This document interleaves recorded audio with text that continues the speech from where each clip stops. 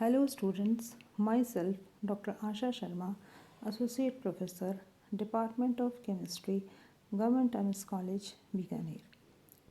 आज हमारा टॉपिक है पोस्टुलेट्स ऑफ क्वांटम मैकेनिक्स।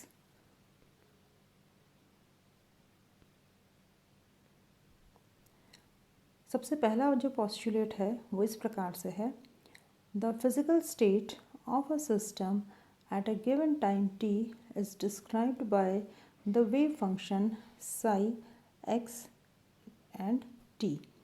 किसी समय t पर तंत्र की भौतिक अवस्था को तरंग फलन psi द्वारा पूर्णतया वर्णित किया जा सकता है।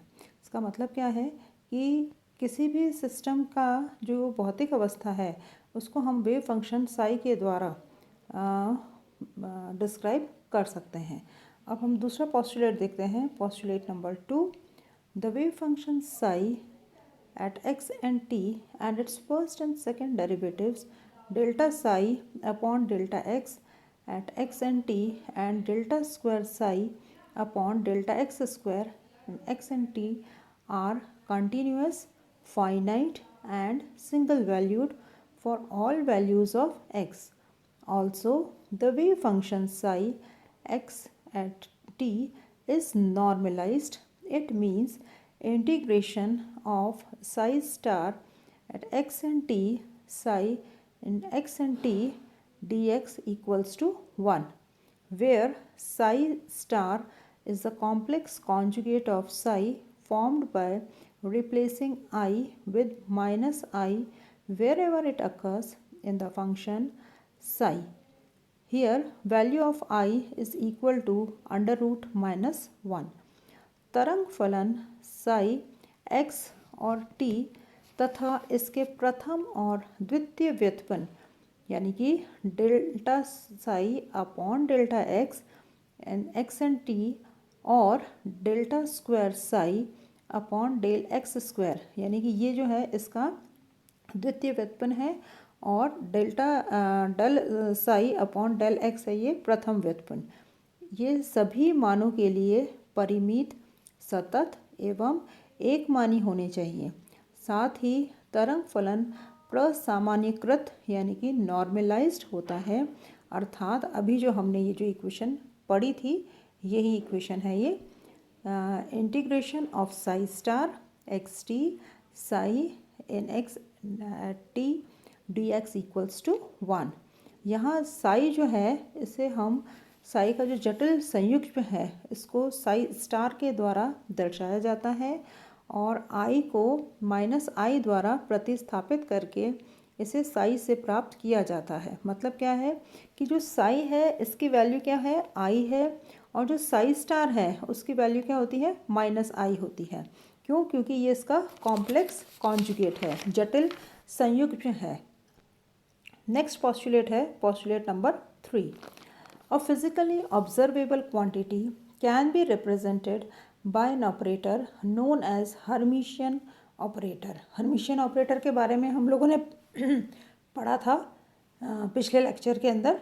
N operator A cap is known as Hermitian operator if it obeys following condition. ये देखिए यहाँ पे ये जो फॉर्मूला दिया हुआ है, ये वाला जो फॉर्मूला है हमारा, integration of psi I asterisk operator A into psi j dx equals to integration of psi j operator A into psi I bracket close star dx where psi I and psi j are the wave function representing the physical states of the quantum system, that is a particle, an atom or a molecule। यहाँ पर देखिए जो किसी भी प्रकार की जो भौतिक रूप से मापन योग्य राशि है उसको हर्मिशियन संकारक के द्वारा प्रदर्शित किया जाता है। और ये देखिए जो संकारक हमारा इसके अंदर ये है, ये वाला है ऑपरेटर ए जो है वो क्या है, हमारा संकारक है। इसको हम हर्मिशियन संकारक तभी कह सकते हैं यदि ये जो शर्त है, कौन सी शर्त, ये जो हमने इक्वेशन दिया हुआ है इस इक्वेशन की शर्त को अगर ये पूरा करता है।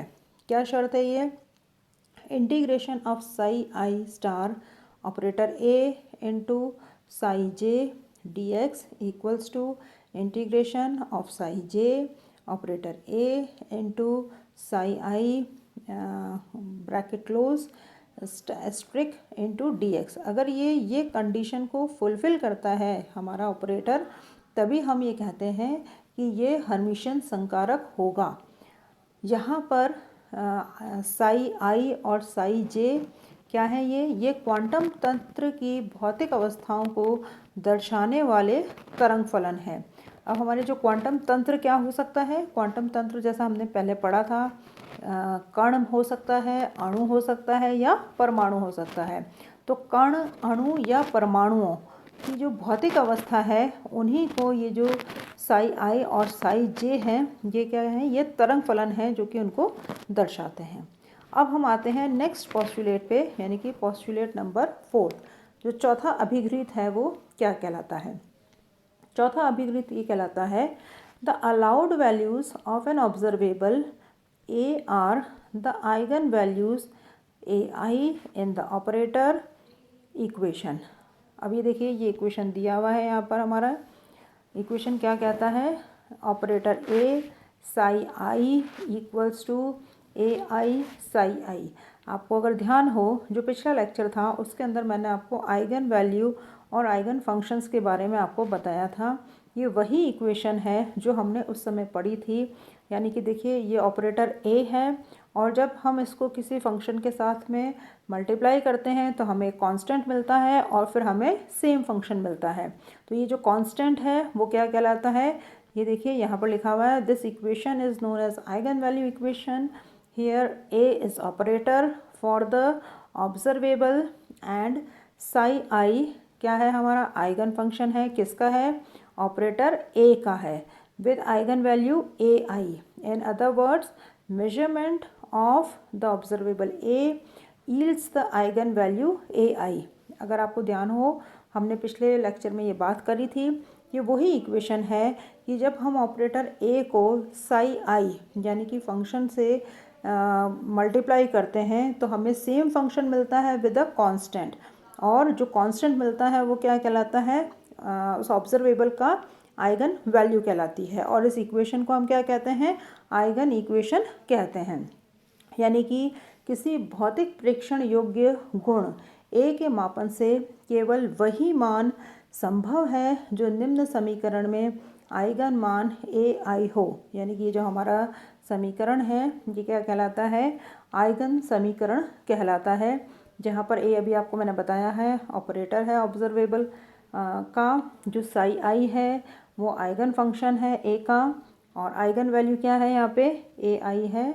या हम ये कहें कि measurement of observable A yields eigen value A I. अब नेक्स्ट पॉस्टुलेट पढ़ते हैं हम, postulate number 5। The average value of expectation value A of an observable A corresponding to the operator A is given by this equation. ये equation है हमारा, और इस equation के द्वारा हम एक्सपेक्टेशन वैल्यू देते हैं। यानी कि किसी प्रेक्षण योग्य गुण ए के जो प्रत्याशा मान है, यानी कि जो एक्सपेक्टेशन वैल्यू है वो किस पे निर्भर करेगा? ये जो ए है हमारा, ये वाला जो ए है, ये जो ए है इसकी जो एवरेज वैल्यू है इसको हम इससे रिप्रेजेंट करते हैं। ये जो ग्रेटर दैन और ये जो ब्रैकेट्स लगे हुए हैं ग्रेटर दैन और लेस दैन के साइन के अंदर हमने इस ए को रिप्रेजेंट किया गया है। तो ये रिप्रेजेंट करता है एवरेज वैल्यू ऑफ ए। और ये जो इक्वेशन है, ये इक्वेशन किसको रिप्रेजेंट करता है? यहाँ पर ए कैप जो है ये तो है ऑपरेटर, जो किस पे एक्ट कर रहा है? ये साई जो है क्या है? वेव फंक्शन, इसके ऊपर ये एक्ट कर रहा है। और ये डी टाउ वॉल्यूम एलिमेंट है, जैसा कि आपको पहले बताया था। साई स्टार कॉम्प्लेक्स कॉन्जुगेट होता है। अब अगर मान लीजिए नॉर्मलाइजेशन अगर होगा तो क्या होगा? ये जो नीचे वाला जो टर्म है, ये वाला integration of Sai star Sai into D T, इसकी वैल्यू क्या हो जाएगी? 1 हो जाएगी। तो इसका मतलब क्या हो जाएगा? ये नॉर्मलाइज्ड हो जाएगा। अब लास्ट इस पॉस्टुलेट की तरफ हम बढ़ते हैं। लास्ट पॉस्टुलेट हमारा है the quantum mechanical operators corresponding to the observable are formed by writing the classical expressions in terms of variables and converting the expressions to the operators as shown in table.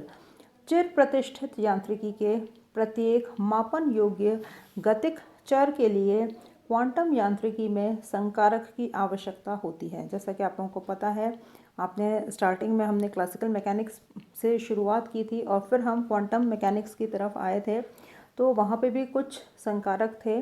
जैसे quantum चिर प्रतिष्ठित यांत्रिकी या classical mechanics के अंदर जो operator थे, वही ऑपरेटर हम क्वांटम मैकेनिक्स में उनको यूज़ कर सकते हैं। विभिन्न भौतिक राशियों के जो मान हैं उनको प्राप्त करने हेतु काम में लाए जाने वाले जो संकारक हैं उनको इस सारणी के अंदर दर्शाया गया है। आप यहाँ पे देख सकते हैं, ये देखिए यहाँ पर वेरिएबल क्या है और क्वांटम मैकेनिकल ऑपरेटर इसमें क्या होगा, ये इसमें दर्शाया गया है सारणी के अंदर। जैसे मान लीजिए अगर हम पोजीशन की बात करें तो पोजीशन को हम किससे रिप्रेजेंट करते हैं, एक्स से रिप्रेजेंट करते हैं और एक्स यहाँ पर क्या हो जाएगा, ऑपरेटर हो जाएगा। क्वांटम मैकेनिकल ऑपरेटर क्या होएगा, multiplication bye x, that is operation. हमने बात की थी ऑपरेटर की, तो ऑपरेटर पर हम क्या ऑपरेशन करेंगे, एक्स हमारा ऑपरेटर हो गया तो उसको मल्टीप्लाई करेंगे एक्स से।